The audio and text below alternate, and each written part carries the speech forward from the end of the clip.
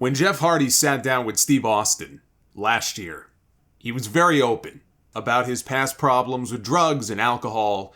He said getting off drugs was a hell of a lot easier than the booze. And he acknowledged that this was his last chance.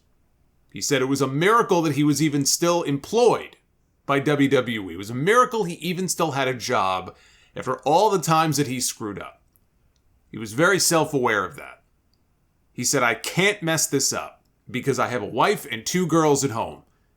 I can't screw this up. Jeff Hardy was arrested once again. On Monday morning, he was charged with 1 felony and 2 misdemeanors. The 1 felony charge is felony DUI, driving under the influence, which could carry jail time, and should carry jail time, because it's the 3rd time that this has happened since 2018. The other 2 charges were for violating restrictions placed on his driver's license and for driving with a suspended or revoked license. He had no business being behind the wheel to begin with. Yet there he was, weaving across lanes into traffic. It was bad enough that no less than 4 people called 911 to report that this guy was driving erratically. He could have killed somebody. Sean Ross Sapp says that he was told that Jeff still kept a physical driver's license even after it was suspended, so that he could rent cars throughout his time in WWE into his time now with AEW. And it was never an issue. It was never an issue because the rental companies, they don't care if it's valid or not. They don't check. You flash it and you're good to go. Or they make a copy of it in case they don't get their car back, which is all that they care about. But here's the kicker. He was arrested in Volusia County, Florida. You know who else was arrested in Volusia County recently? Tammy Sytch, for driving drunk and killing a man. Sadly, we've reached the point where there is really no longer much of a difference between Tammy Sytch and Jeff Hardy. Jeff seems like a nice guy when he's in the right headspace, but there's little difference between the 2 of them at this point, outside of the fact that Tammy actually killed somebody. The only reason Jeff Hardy hasn't killed somebody yet is pure luck. At some point, your luck runs out. When do you say enough is enough? He spent most of the day on Monday behind bars until he bonded out after 7 o'clock that night for $3,500. He had a court date scheduled for Tuesday that has now been pushed back to July 5th.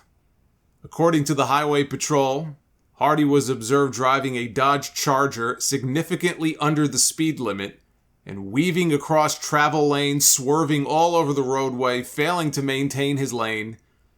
They tried to pull him over, but initially he didn't respond. Finally, though, he pulled over. And the police dashcam video, which TMZ posted, shows troopers approaching the vehicle when they all of a sudden draw their guns on him.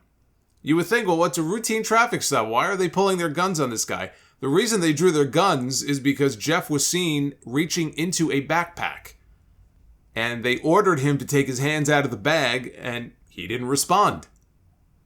And the trooper said he proceeded to slap the passenger window to try to get his attention, and he was also unsuccessful. And he wrote in his report, the driver appeared to be in a stupor and confused. Then, if you watch the video, after he's already stopped and he's talking to the cops, the car moves forward a little bit before finally coming to a stop. At first, it looked like maybe he was starting to drive away. But it was because he had issues putting the car in park, which is why it rolled forward. He slammed on the brakes and finally put the car in park.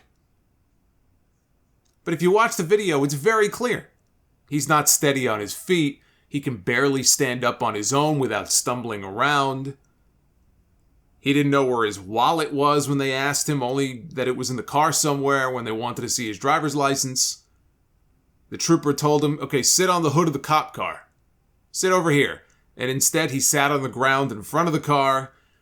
Eventually, they got him to sit on the hood of the car because they couldn't hear what he was saying. They were asking him questions, and all this traffic, as this is going on, is just zipping along right past them. All the cars on the highway, they're driving back and forth. It's broad daylight. Imagine a wrestling fan driving down the highway, looking over and saying, hey, that's Jeff Hardy in a fucking Jaguar shirt talking to the cops. The trooper said that he reeked of alcohol, to which Jeff claimed that he had downed 2 or 3 double shots of Fireball.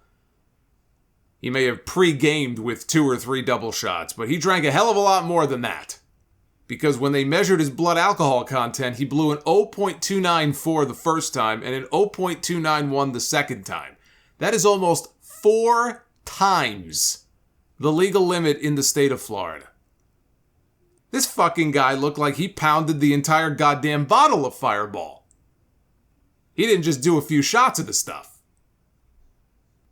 He also claimed he had a doctor's appointment scheduled for a scan of his brain, which sounds concerning, but who knows if that's true or not. I mean, the man wasn't exactly coherent.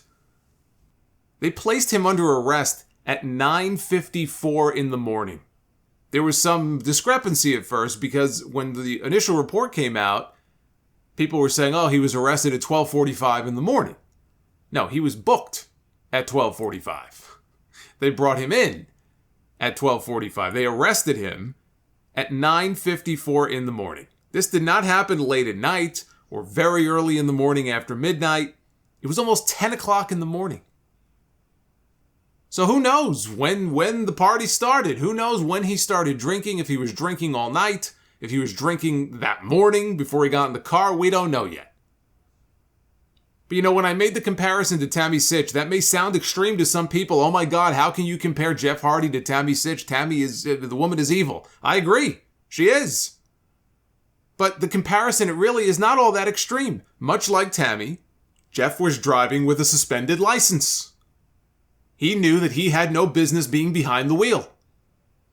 And the cops also noted that he had a driving restriction, which required him to have an interlock device in his vehicle, which they said the Charger that he was driving did not have. Same as Tammy. She was never supposed to be behind the wheel without one, yet somehow she was out on the road that day, and so was Jeff. You place all these restrictions on them, and it doesn't seem to be much of a deterrent. The night before, Jeff was at a Dave & Buster's. He was doing an autograph signing and an acoustic concert. His brother Matt was there too. He posted a photo of he and Jeff with Devon Dudley. Matt, who by the time Jeff was arrested, he and his family had already left Florida, he tweeted later, "It was disheartening to hear the news about my brother. Recovery isn't a linear process, and I'll continue doing whatever I can to help my brother be healthy. Being healthy and well is the most important thing for Jeff, his wife, his children, and our family at this time." Now, I want to make it very clear. Matt Hardy is not responsible for what his brother does. And Matt Hardy has been down this road before. We've covered this on the podcast many years ago because with him, it was a recurring theme. When Matt hit rock bottom, he was having incidents like this left and right and getting pulled over and DUI or DWI, whatever it was, and putting other people at risk. And thankfully, Matt got his shit together. He seems to have been doing well now for many years. He knows how this goes. He's been through this himself. Jeff Hardy is a grown adult. Matt doesn't have to coddle him and doesn't have to know every little thing that Jeff does. I'm not saying that. I just want to get that out of the way first. But surely he knew that his brother was driving without a valid license. Did Jeff lie to him? Was he not aware, as close as they are, that his brother was driving around with an invalid driver's license? Probably for quite some time. Tony Khan issued a statement on Tuesday. He wanted to wait until he was able to make contact with Jeff to let him know of their decision before they went public with it. He said, "We were able to resume contact with Jeff Hardy this afternoon." This was on Tuesday. "AEW does not condone Jeff's alleged behavior. We've made it clear to Jeff that we will assist him in getting treatment for substance abuse issues, which he has indicated that he is open to receiving. In the interim, he is suspended without pay, and he can only return to AEW upon successfully completing treatment and maintaining his sobriety. If you or a loved one need help, please reach out to Sam HSA's National Helpline 1-800-662-HELP. That's 1-800-662-4357 for anybody who may need to call that number. Jeff Hardy is lucky he wasn't fired, because Tony Khan would have been well within his rights to just cut bait on this guy. Could still help him. No one say he can't provide help, but he could have easily lost his job. And still might, if he doesn't successfully complete rehab. Jeff was scheduled to team with his brother against the Young Bucks and Jurassic Express in a ladder match for the AEW Tag Team titles on this week's Road Rager episode of Dynamite. Obviously, the Hardys were pulled from the show. AEW was doing a ladder match with Jurassic Express defending against the Bucks. I know Matt and Jeff were also scheduled for, I believe, the main event of Triple Mania this weekend against Dragon Lee and Dralistico in Tijuana. They still want Matt, and supposedly they're working on finding a replacement for Jeff. And, I was only half joking last week when I asked the question on the stream after Dynamite when they announced this triple threat ladder match, a three-way ladder match for this week's Dynamite, and they mentioned that it's going to be the Hardys and the Bucks and Jurassic Express. And I said, what the hell is Tony Khan thinking by putting Jeff Hardy in another ladder match?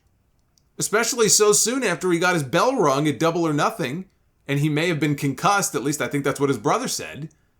Clearly there was something wrong, there was something off. You think about the abuse that he took in the Owen Hart tournament match with Darby Allin. He already had the one ladder match on Dynamite against the Butcher and the Blade, which was just a giant clusterfuck. Jeff has looked like the walking wounded in every appearance in AEW so far. He didn't look much better during his last run in WWE either. I mean, it's clear the man is in pain. And you can understand why when you look back at his career and all the bumps and all the stunts and all the abuse that he's taken, all the stupid stuff that he's done. And I wouldn't be surprised if drinking was his way of self-medicating due to all the pain. I mean, he's had drinking problems going back more than 10 years, but if he doesn't want to take pills, or if he did and they didn't do much for him, maybe he turned back to the bottle to dull the pain. I don't know. And that's not an excuse either, even if he is doing that. But why the hell did he book Jeff? To go back to the question I asked last week, why would Tony Khan book Jeff Hardy for a ladder match in the first place? I said that even before all of this happened. But as far as the statement that he put out, look, Tony Khan didn't have a choice. You either fire the guy or you suspend him. There was no other option. Anything else would have been unacceptable. So he suspended him. You try to get him the help that he clearly needs. The one-liner that we usually get from WWE in these situations, that wasn't going to cut it. It was 3 years ago, October 2019, when Jeff was arrested for DWI in North Carolina. That was his second DWI bust in as many years. You know what else he was busted for that time? Driving with a revoked license. In WWE, they copy and pasted their usual statement, Jeff Hardy is responsible for his own actions. I said at the time, WWE, and this goes for AEW too, okay, because at that point, AEW was just getting started. That was the same month that Dynamite debuted on TNT. Okay, now we're 3 years on. So you could apply this to AEW as well. They need to draft a policy specifically for alcohol abuse and arrests for things like DUI and DWI. Doesn't matter if it's 2 strikes and you're out, 3 strikes and you're out, whatever it is.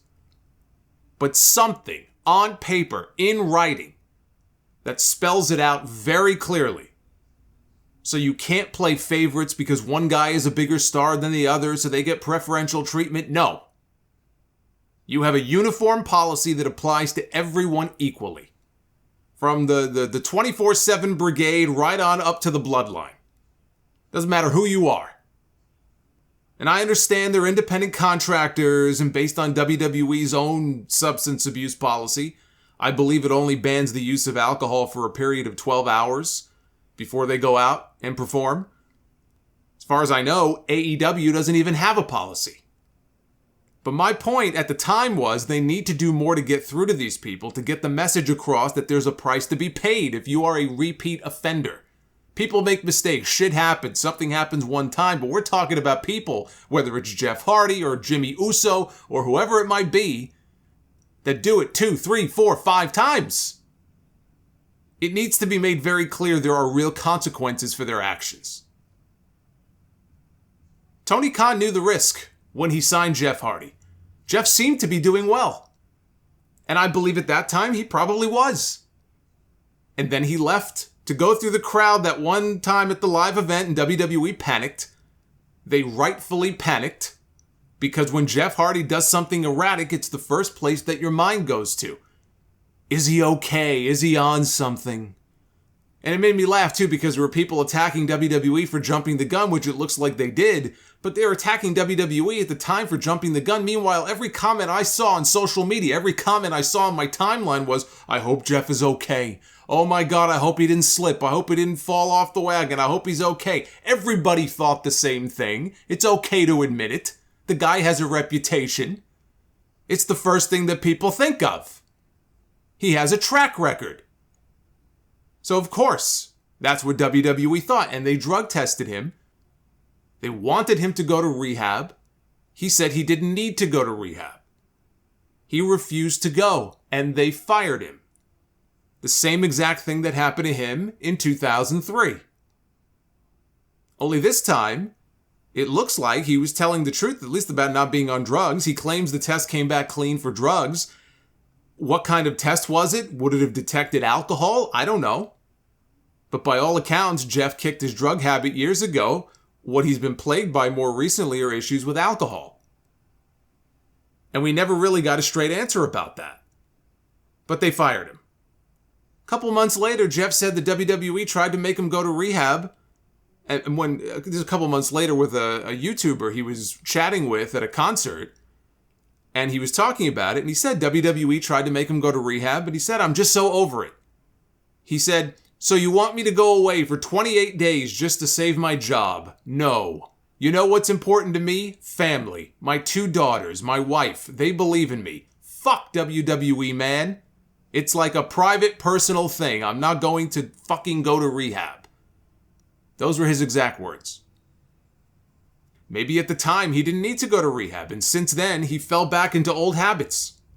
We don't know. WWE tried bringing him back 2 months later and dangled a Hall of Fame induction in his face to try to make it happen, so they couldn't have been too concerned about the situation if they tried to bring him back. You know, the theme music he used in WWE was called No More Words. Jeff Hardy now has no more excuses. Addiction is a terrible thing. I agree, and I'm sure Jeff is in a lot of pain. But this is beyond someone having a drinking problem and needing rehab. That's too simplistic. We're beyond that here. This is not, oh, this guy has a drinking problem, he needs help. He does need help. But we're not talking about that anymore. What we're talking about here is a pattern of behavior that cannot be ignored. The man got behind the wheel of a car with a suspended license. Likely many, many, many, many times. This is not the first time that it's happened. It has now happened across multiple states that we know of. The last time was in North Carolina. This time it was in Florida. Where's it going to be next time? Again, this is only the times that we know about. Do you honestly believe that this is the only time that Jeff Hardy has done this? No, this is one of the only times he got caught doing this. And he would have gotten away with it too, if he hadn't drank enough alcohol to tranquilize a normal human being. He knowingly got behind the wheel of a car he knew he had no business driving. He disregarded that and knowingly drove the car without an interlock device, which he also knew he was supposed to have. And he didn't care. Just because you're a Jeff Hardy fan, or Jeff Hardy seems like a nice guy, because I hear that a lot, you know, autograph signings or people who bump into him, oh, he's such a nice guy, that's great. Just because he's a nice guy and you're a fan of his and you want him to get better doesn't mean you just ignore all of these other things, or he gets a pass. He's been getting a pass for over a decade. It's selfish. And there should be zero tolerance for it, whether it's a person you like or whether it's a person that you don't like. There is no excuse for him to not have a friend drive him where he needs to be or to pay for an Uber to drive him around. No excuse. You know, when Jeff talked about not wanting to go to rehab and that the only thing that's important to him is his family, he mentioned his wife and his 2 daughters. Well, what about the other wives and daughters whose lives you put at risk when you're swerving all over the fucking road? What about those people? Doesn't seem like he cares much about them. And when he told Austin, this is my last chance. I can't screw up. This is my last chance. That was a lie. He knows the next chance is always just around the corner. No matter how many times he fucks up, he knows that he'll always have a job in wrestling, no matter what. And there's always people there to jump up and make excuses for him. People love the guy, and they want to see him get his act together. So do I. I would love nothing more than for Jeff Hardy to figure things out. But it's pretty clear that's never going to happen. Now, I still hope he goes to rehab and gets whatever help he needs. But he should not be wrestling anymore. And he's also been charged with a felony. Now we wait and see how things play out in the courts. We'll see if he pleads his way out of this, but at some point, he needs to be held accountable for his actions. And if he's convicted, he needs to serve time behind bars. Plain and simple, this cannot be a slap on the wrist anymore. Because clearly that doesn't work. He has shown that he has a disregard for all of this. I feel like it's fucking Groundhog Day, and I was just saying the same thing in February before Tammy plowed into that guy in March. It was only a matter of time. I don't want to see the same thing happen here. Jeff Hardy is all out of excuses.